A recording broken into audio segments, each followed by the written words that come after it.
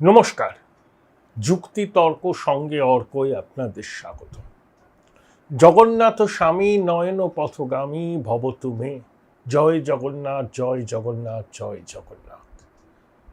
জগন্নাথ সপ্তাহে আপনাদেরকে স্বাগত। মহাপ্রভুর আশীর্বাদে আপনাদের প্রত্যেকের জীবন আনন্দময় হয়ে উঠুক, এই প্রার্থনা করি অন্তর থেকে। দেখুন, দিদিমণির প্রলাপ আপনারা নিশ্চয়ই শুনেছেন। 15ই জুলাই দিদিমণি প্রলাপ বকেছেন, প্রায় 1 ঘন্টার কাছাকাছি ফেসবুক লাইভ করেছেন। দিদিমণি এখন সংবাদ মাধ্যমের সঙ্গে সরাসরি কথা বলছেন না, পাছে কিছু বেয়ারা সাংবাদিক অপ্রিয় প্রশ্ন করে ফেলে। এতদিন দিদিমণি অনুপ্রাণিত গৃহপালিত সাংবাদিকদের সঙ্গে স্বাচ্ছন্দ্য বোধ করতেন।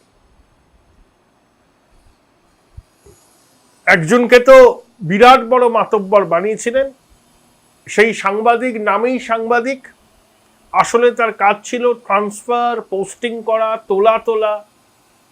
যাই হোক, সে এখন সেই প্রতিষ্ঠান থেকে বিতাড়িত। এখন কোথায় গা ঢাকা দিয়ে আছে আমরা জানি না। নবান্নয় বিধানসভায় মুখ্যমন্ত্রীকে ঘিরে থাকতেন তোষামুদে চামচারা। হ্যাঁ দিদি, হ্যাঁ দিদি।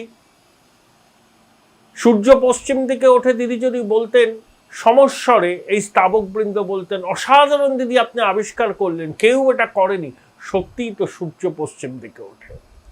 তা এই ধরনের অনুপ্রাণিত সাংবাদিকদের সঙ্গ তিনি পছন্দ করতেন।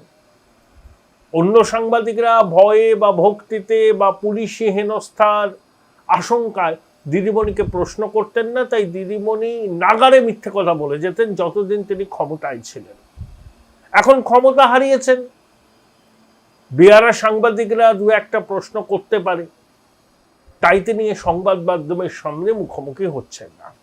কিন্তু তা সত্ত্বেও 15ই জুলাই বিকেল বেলা তিনি যে প্রলাপ বকলেন, দেখুন, সত্যি কথা উনি বলেন না, কখনো বলেন না। যা কথা বলেন 99.99% মিথ্যা কথা, আর বাকিটা অর্ধ সত্য।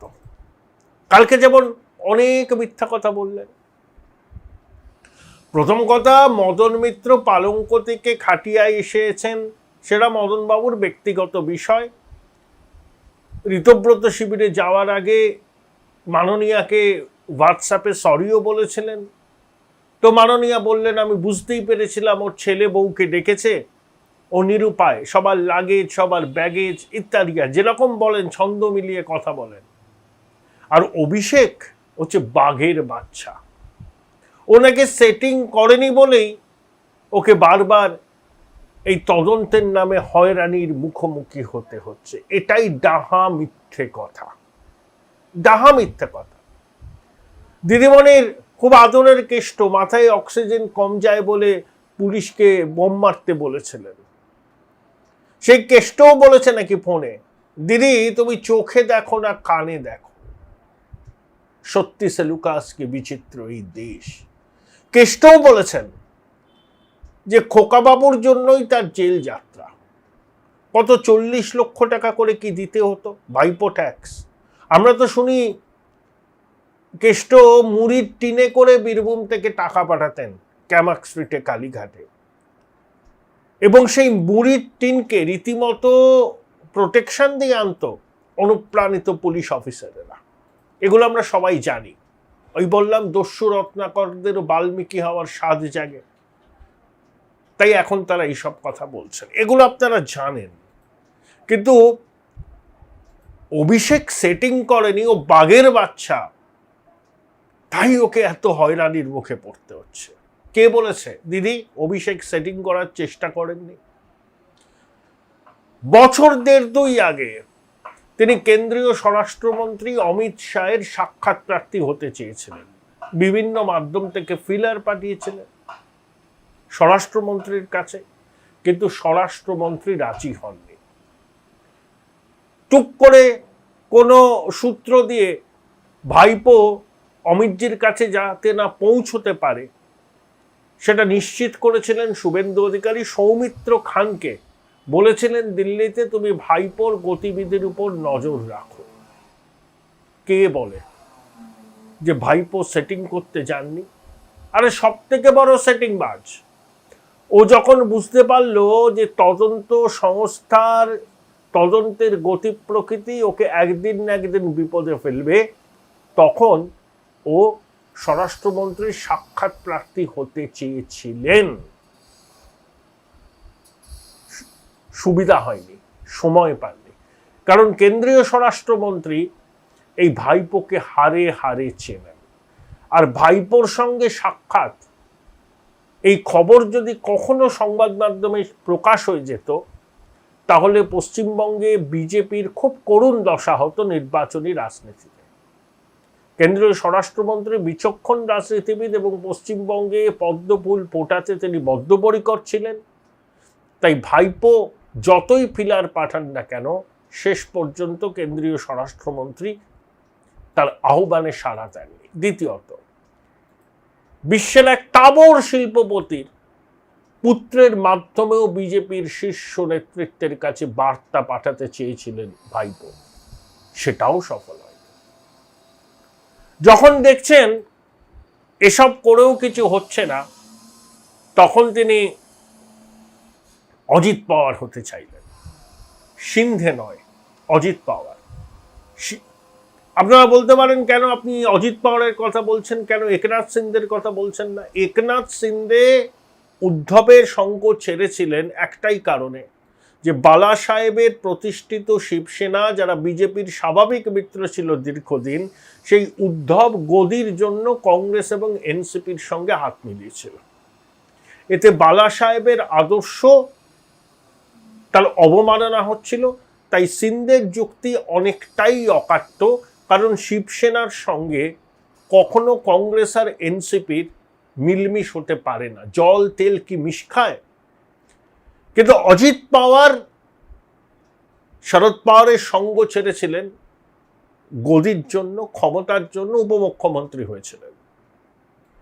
3 বছর আগেও এই খোকাবাবু চেষ্টা করেছিলেন পিসিমণিকে কিভাবে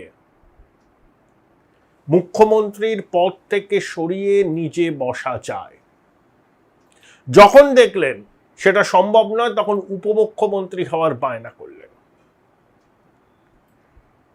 খোকাবাবুর ধারণা ছিল, যদি তৃণমূল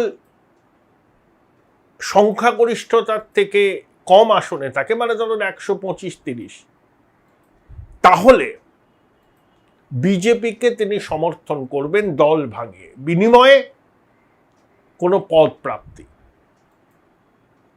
সেই প্রস্তাবও দেওয়ার চেষ্টা করেছিলেন, কিন্তু বিজেপির শীর্ষ নেতৃত্ব ভাইপোর এই প্রস্তাবে সম্মত হয়নি। কারণ ভাইপোর সাথে হাত মিলিয়ে বিজেপি যদি এখানে সরকার গড়ত, মানে সেই রকম সম্ভাবনা তৈরি হতো, তাহলে বিজেপির রাজনৈতিক ভবিষ্যৎ এই রাজ্যে প্রশ্নের মুখে পড়ত। বিজেপির নেতারা ঠিক করেছিলেন, যদি তারা ক্ষমতায় না আসতে পারেন, দায়িত্বশীল বিরোধীর ভূমিকা পালন করবেন, কিন্তু ক্যামাক স্ট্রিটের ফেরেববাজের সঙ্গে কোনো অবস্থাতেই এক বন্ধনীতে বসে সরকার করবেন না। ভাইপো চেষ্টা করেছিলেন প্রার্থী তালিকায় যত বেশি সম্ভব তার অনুগামীদের টিকিট দিতে, যাতে ভোট পরবর্তী পরিস্থিতিতে সম্পূর্ণ নিয়ন্ত্রণ তার হাতে থাকে। এবং পিসিমণিকে রাজনৈতিক সন্ন্যাসে পাঠানোর বন্দোবস্ত তিনি করেছিলেন, সবাই জানে, পিসিও জানে। কিন্তু ওই অন্ধ স্নেহ, বাবু কিছু ভুল করতে পারে না। বাবু হচ্ছে সিজারের পত্নীর মতো সব সন্দেহের ঊর্ধ্বে। বাবু যে লুটলো বাংলাটাকে, আর দিদিমণি নীরবে থেকে প্রশ্রয় দিলেন, বললেন 14 পুরুষের সম্পত্তি বাবু তুই মানিয়ে নে, আমি তো আছি ছাতার মতো। তাই সব জেনেও, সব বুঝেও পিসিমণি প্রশ্রয় দিয়েছেন। যখন তার কুর্সি নিয়ে ভাইপো টানাটানি করতে শুরু করলো, তখন পিসিমণি তার ডানাটা একটু ছেটেছিলেন, বলছিলেন আমি সংগঠন দেখব। খোকার সমস্ত বৃত্তদের বিভিন্ন গুরুত্বপূর্ণ পদ থেকে পিসিমণি সরিয়ে দিয়েছিলেন, সে মুখপাত্র থেকে শুরু করে সাংগঠনিক পদ। কারণ খোকা যে বিদ্রোহ করতে চলেছে পিসিমণি সেটা আন্দাজ করেছিলেন, কিন্তু সেগুলো করতে পারেননি। তার কারণ একেবারে জনগণের গণতান্ত্রিক থাপ্পড়ে তোলামূল মুখ তুবড়ে পড়েছে, তাই খোকার পক্ষে এইসব ম্যাকিনেশন করা সম্ভব হয়নি।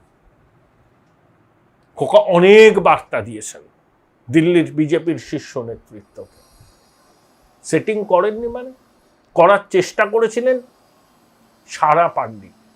কারণ সর্বমুখ খোকা বাংলার রাজনৈতিক ডাকাত, সব লুটেছে খোকা, যেখান থেকে যা পেয়েছে মাল কামিয়েছে। সেই খোকার সঙ্গে কোন রকম রাজনৈতিক সমঝোতা বিজেপির কাছে রাজনৈতিক আত্মহত্যার সামিল ছিল।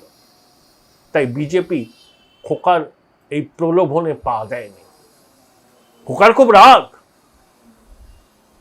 পিসিমণি সব জানেন, জেনেও তিনি মিথ্যা কথা বললেন। আর বাংলার মানুষের একটাই এখন দাবি, শিল্প, স্বাস্থ্য, কর্মসংস্থান ওসব তো ঠিক আছে, একটাই দাবি, ওগুলো তো হবে, এই সরকার সর্বতভাবে চেষ্টা করছে। কিন্তু খোকার জেল যাত্রা দেখতে চায় বাংলার মানুষ, সব শুভবুদ্ধি সম্পন্ন মানুষ, এমনকি তোলামূলের সঙ্গে এখনো রয়েছেন এমন মানুষও চান খোকা কবে জেলে যাবে। কারণ খোকা তো রাজনৈতিক নেতা নয়, রাজনৈতিক মাফিয়া। পশ্চিমবঙ্গের মানুষ এই রকম দুর্বৃত্ত রাজনীতিবিদ কখনো দেখেননি, আশা করব ভবিষ্যতেও দেখবেন না।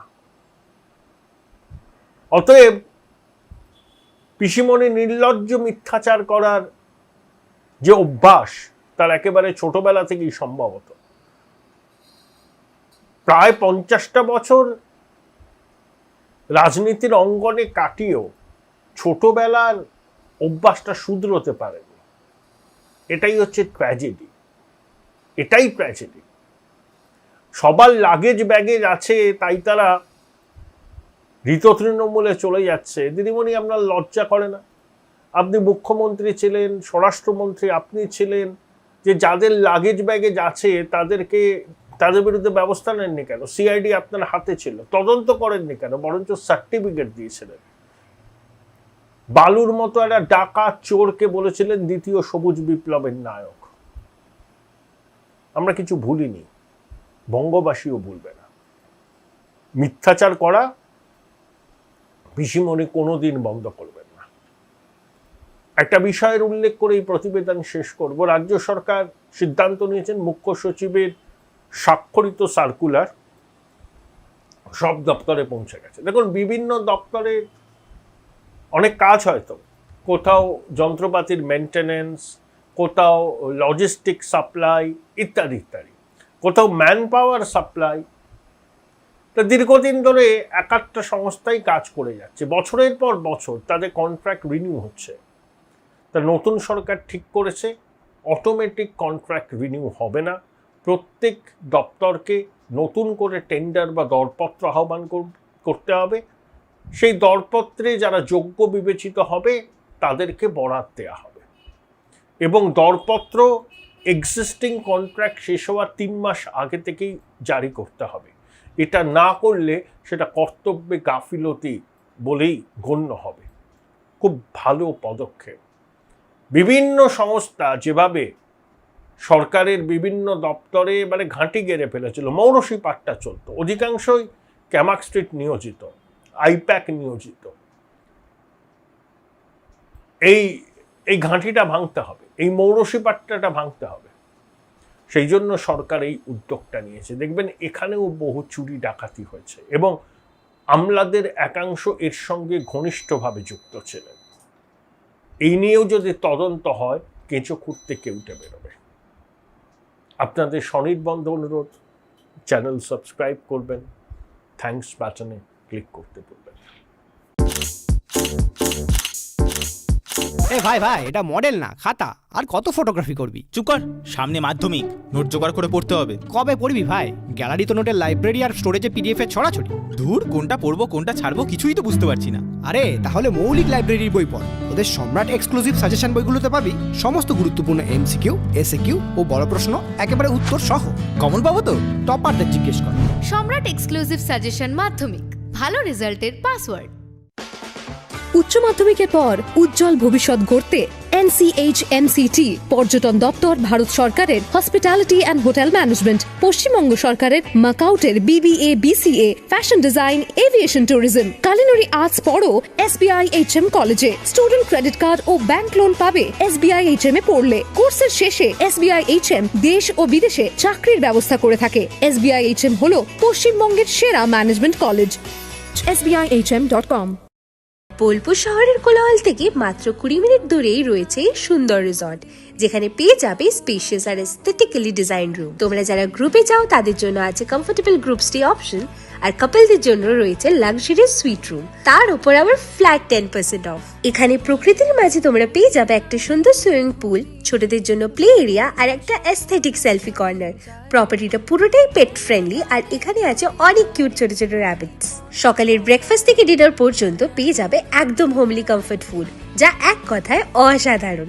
বেঙ্গলি কুইজাইনের সাথে সাথে পেয়ে যাবে চাইনিজ আর নর্থ ইন্ডিয়ান অপশনও। বিকেলে বনফায়ারের আলো, বন্ধুদের সাথে আড্ডা আর খোলা আকাশের নিচে গ্রাম বাংলার হাওয়া, পুরোটাই এক অপরূপ অনুভব। তাহলে বলো তোমরা কবে প্ল্যান করছো এই পিসফুল এসকেপটা? And don't forget to follow Miss Cupcake for more such travel updates.